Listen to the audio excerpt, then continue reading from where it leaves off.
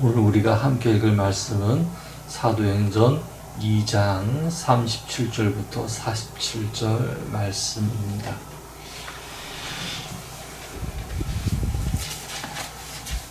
사도행전 2장 37절부터 47절까지의 말씀입니다. 제가 한 절, 여러분이 한 절 읽고 마지막 47절은 함께 읽도록 하겠습니다. 알겠습니다. 베드로의 이 말은 사람들의 마음을 강하게 움직였다. 그래서 그들은 베드로와 다른 사도들에게 형제들이여 우리가 어떻게 하면 좋겠습니까? 하고 물었다. 그때 베드로가 대답하였다. 여러분 모두 죄에서 돌아서서 하나님께로 돌아오십시오. 그리고 예수 그리스도의 이름으로 세례를 받아 죄를 용서받으십시오. 그러면 여러분은 성령을 선물로 받을 것입니다. 이것은 그리스도께서 주 우리 하나님의 부르심을 받은 여러분 모두와 여러분의 자녀들과 또 먼 나라에 있는 사람들에게까지 하신 약속입니다. 그러고 나서 베드로는 긴 설교를 통해 예수에 대해서 알려주고 악한 세대에서 구원받을 것을 모든 청중에게 강력히 호소하였다. 이날 베드로의 말을 받아들여 믿은 사람들은 다 세례를 받았는데 그 수가 3,000명이나 되었다. 그들은 사도들의 가르침을 받고 기도회에 날마다 빠짐없이 참석하여 서로 교제하면서 함께 음식을 나눠 먹었다. 사람마다 하나님을 경외하는 마음이 깊어졌고 사도들은 많은 기적을 베풀었다. 신도들은 함께 모여 살면서 모든 것을 공동으로 소유하였으며 재산과 물건을 팔아서 필요한 사람에게 나누어 주었다.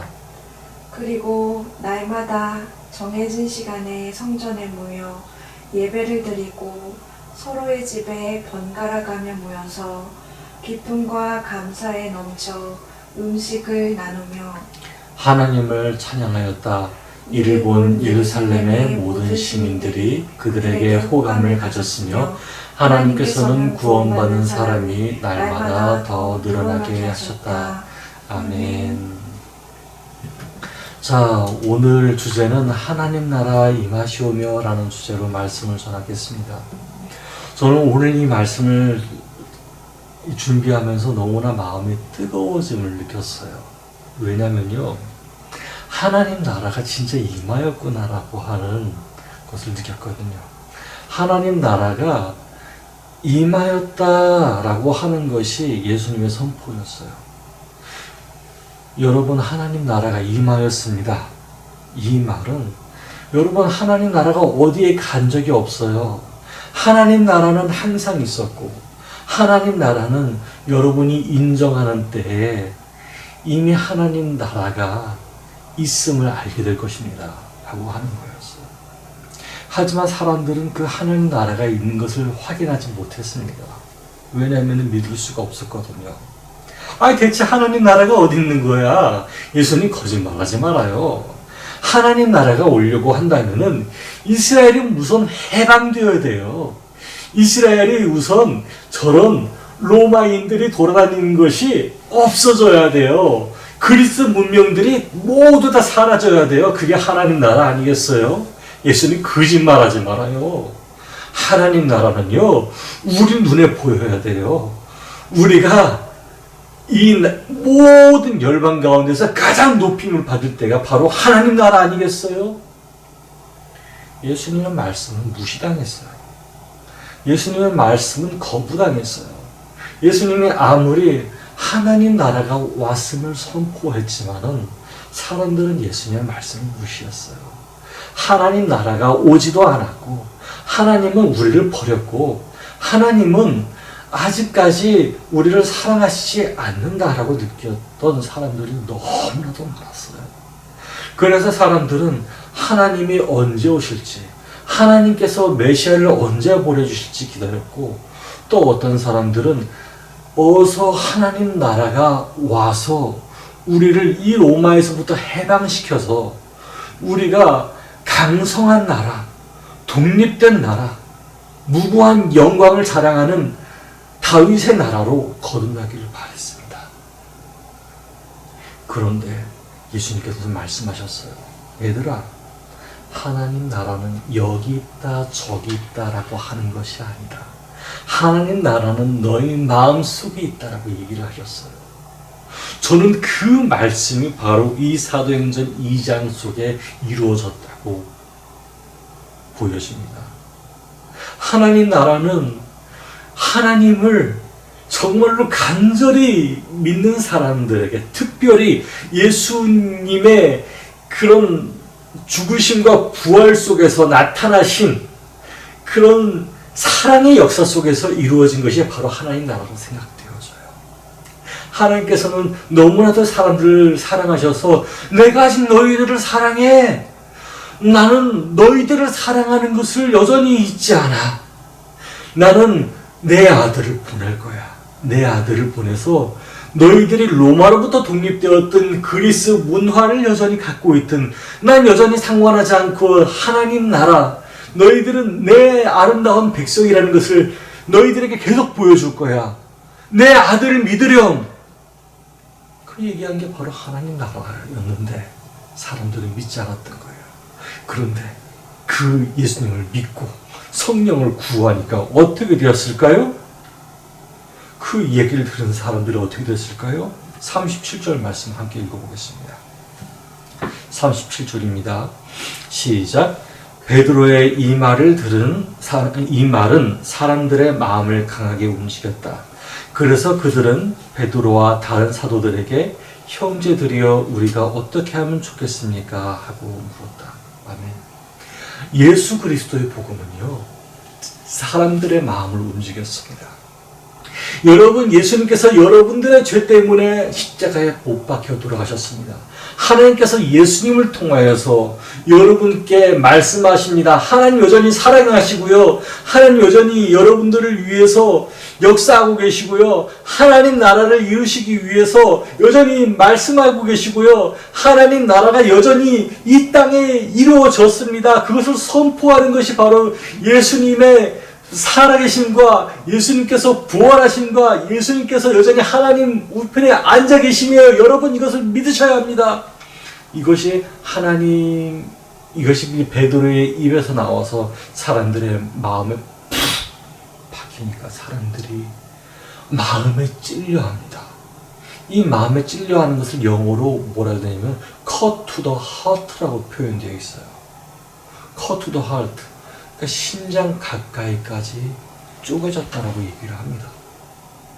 이 사람들의 마음에 깊이 찔리니까 이렇게 얘기합니다. 형제들이여, 그럼 우리가 어찌해야 할까요?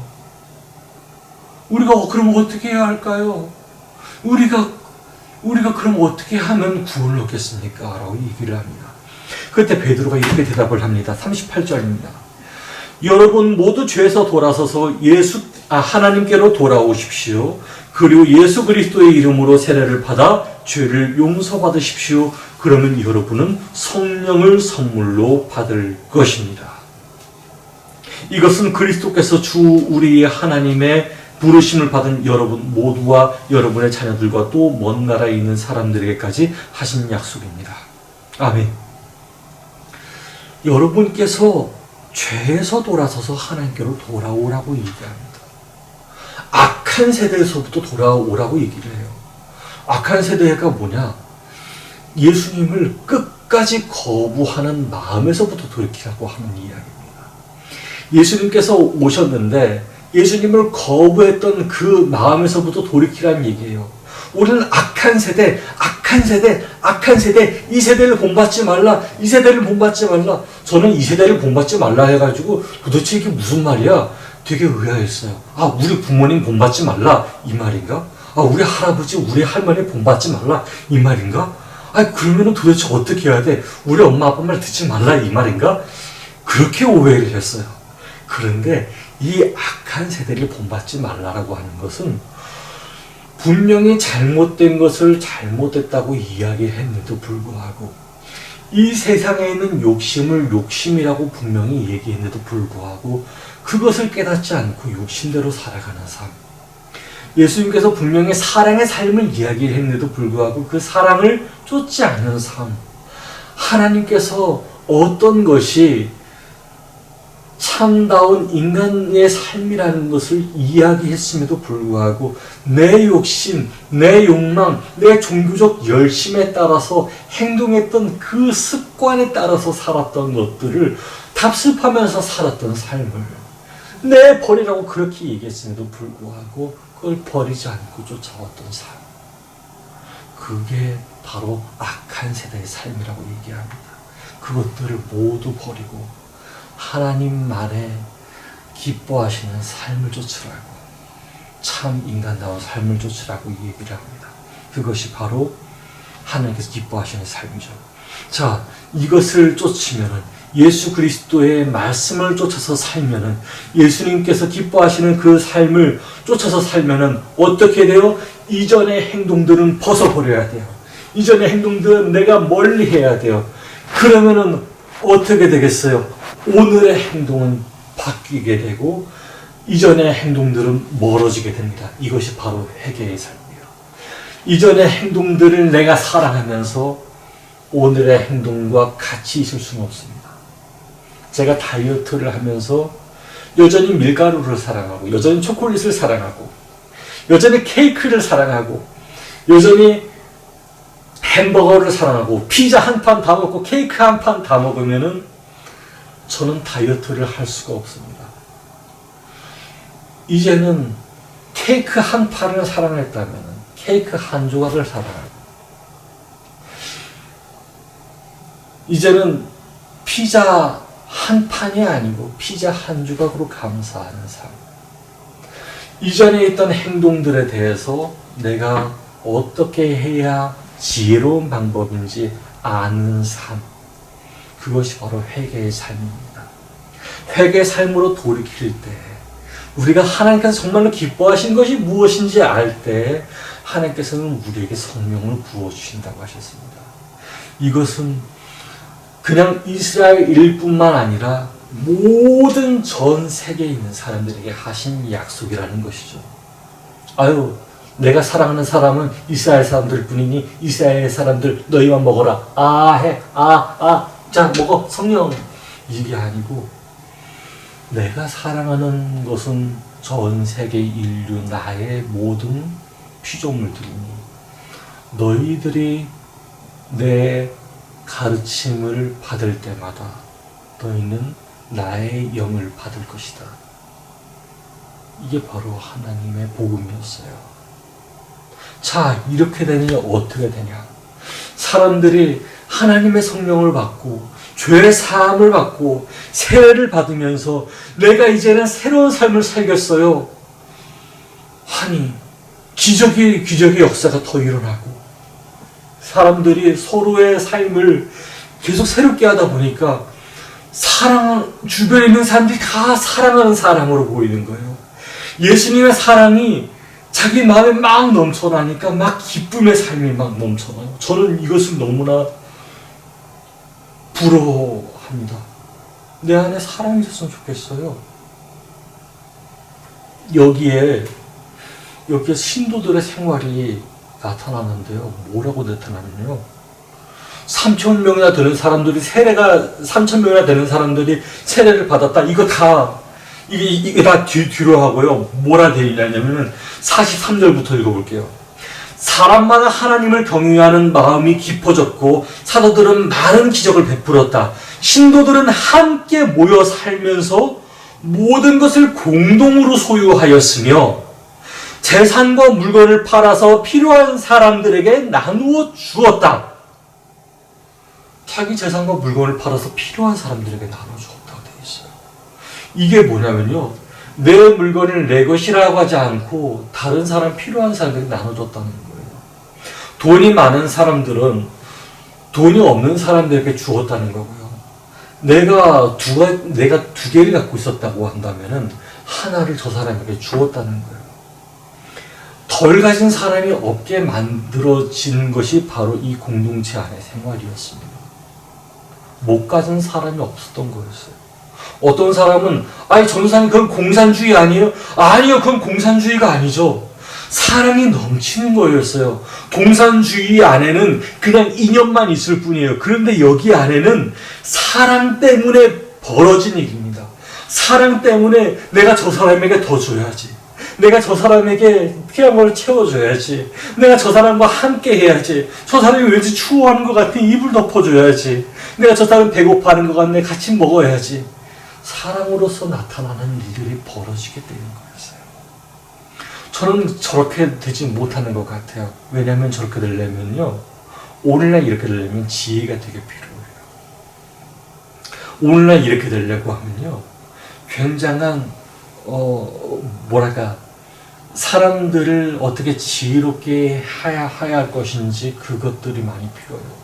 저는 3,000명이 되는 사람들을 어떻게 골고루 공동분배할 것인가에 대한 지혜가 너무나도 부족합니다.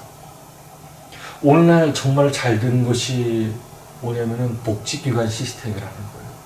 이 복지기관 시스템은 여전히 많은 수정할 것들이 많아요. 수정할 것들이 많은데 그럼에도 불구하고 불우한 이웃들을 계속 도우려고 합니다. 물론 지금 있는 사람들이 그렇게 부어주는 게 아니고 없는 사람들이 십시일반 자기 주머니 있는 거를 뽑아내서 이렇게 주고 있는 것들도 많이 있어요. 저는 그것을 보고 이 사도행전에 나타나는 것과는 조금 거리가 멀다 해서 참 안타깝기도 한데, 그래도 조금은 좀 비슷하다고 생각을 합니다.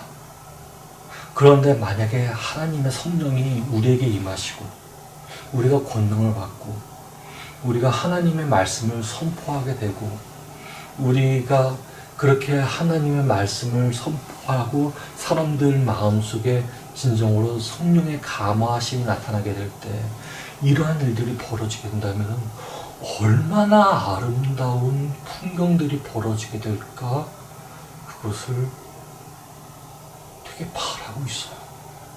정말 아름답지 않을까 싶어요. 제가 1990년대쯤에 발견한 어느 신문에서는 이런 일들이 있었습니다. 한 여고생이 버스 안에서 웃었습니다. 어떻게 웃었는지 몰라요. 막 하면 웃었겠죠.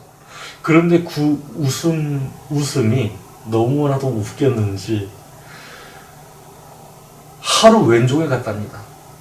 근데 그 지역 전체가 너무나 행복하고 웃음바다가 되어버렸대요.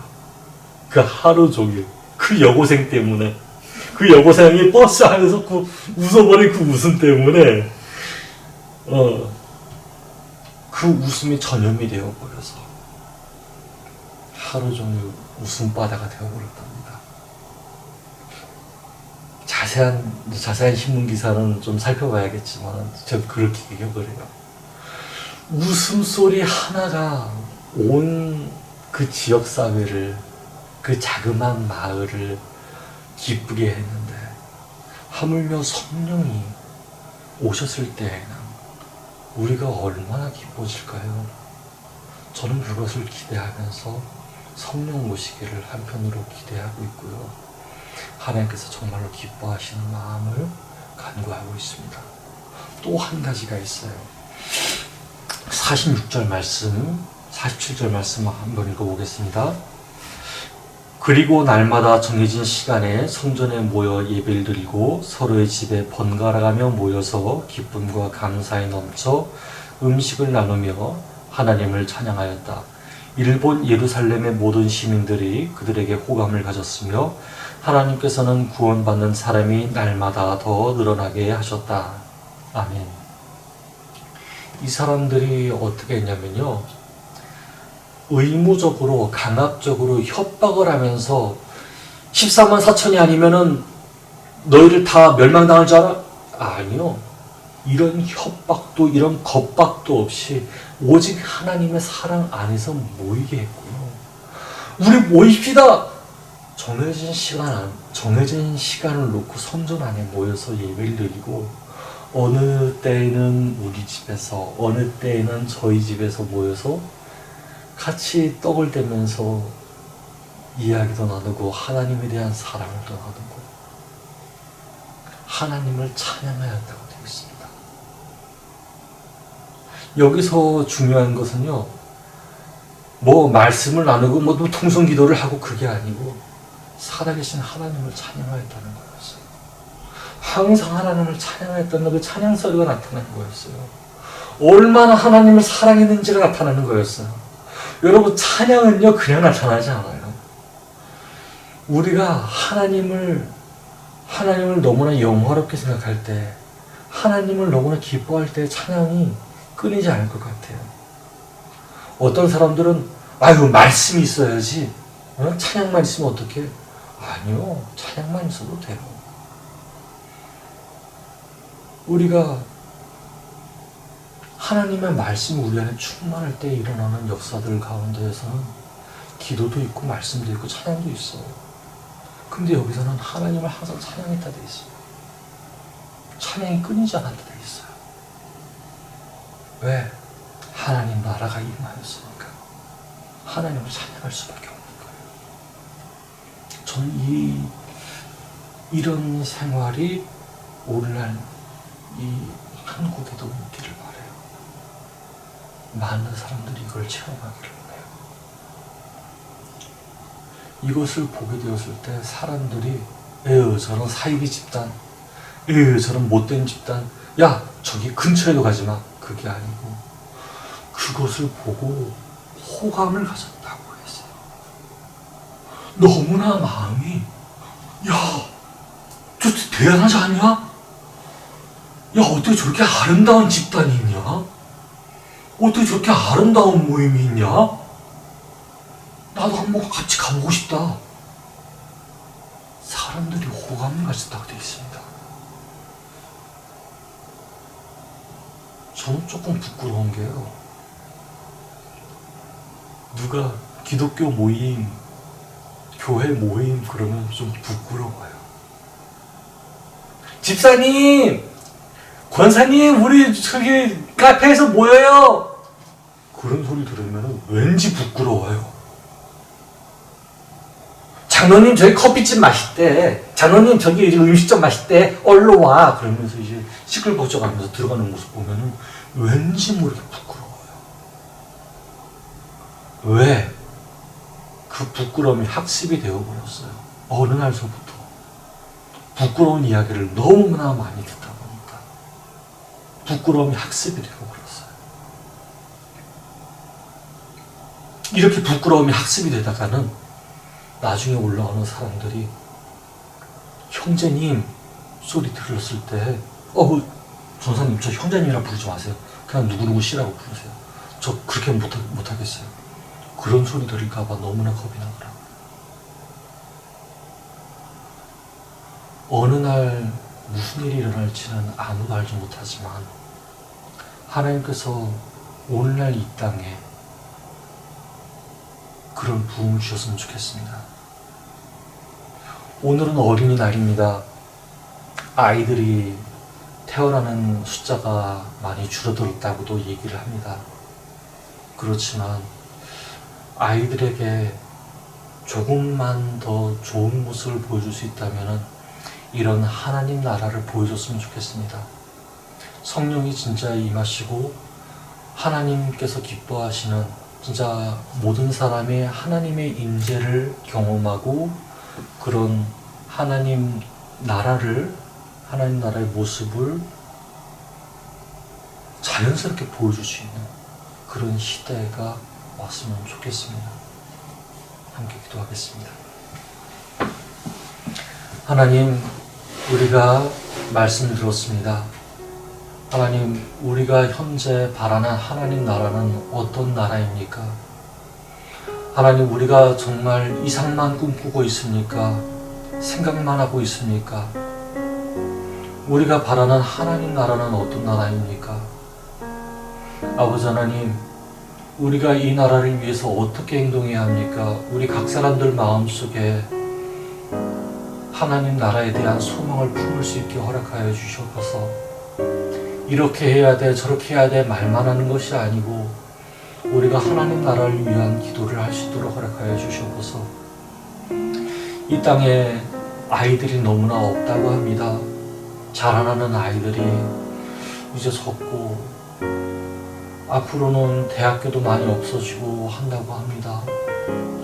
하나님, 그러면 어떻게 될까? 이 나라가 진짜 없어지는 걸까? 라는 생각도 많이 하게 됩니다. 하나님께서 도와주시옵소서. 이 나라가 어떻게 될지, 진짜 부자들의 생각대로만 갈지, 아니면 진정으로 이 나라를 생각하고 이 나라를 안타깝게 여기는 선한 사람들의 마음으로 쫓아갈지 알지 못합니다. 아버지 하나님, 이제 이 나라를 치유하여 주시옵소서. 이제 이 나라를 부흥케 하여 주시옵시고, 이제 이 나라가 하나님 나라가 될 수 있도록 허락하여 주시옵소서. 이 나라에 하나님께서 기뻐하시지 않는 사악한 것들이 있다면 아버지 하나님 물러가게 하여 주시옵시고, 이제 이 땅에 위로받는 자들, 이 땅에 치유받는 자들이 있을 수 있게 하여 주시옵소서.